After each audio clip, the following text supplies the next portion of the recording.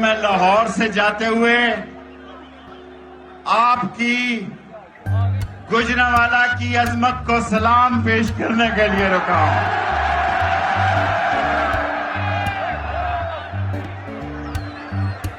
गुजरांवाला, तेरी अजमत को सलाम, तेरी बहादुरी को सलाम, तेरी जुर्रत को सलाम। शरीफ पे सारे मिलकर लानत भेजो।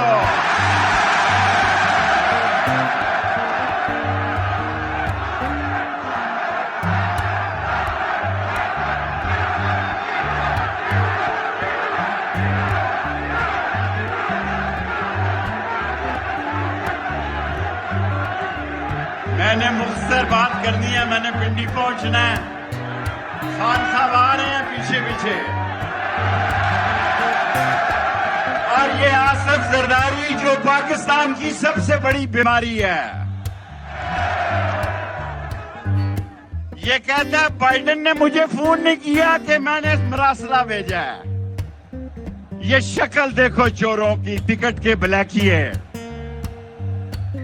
इन ब्लैकियों की शक्ल देखो। और वो बिल्लो रानी को अमेरिका भेजा है और वहां सिर्फ 3 वजीर हैं, 3 वजीर हैं जहां बिल्लो रानी को भेजा है। और गुजरांवाला के लोगों, जिस बेवकूफ ने ये प्लान बनाया था इमरान खान को हटाने का, जिसने ये प्लान बनाया था, उससे बड़ा बेवकूफ कोई नहीं है दुनिया में।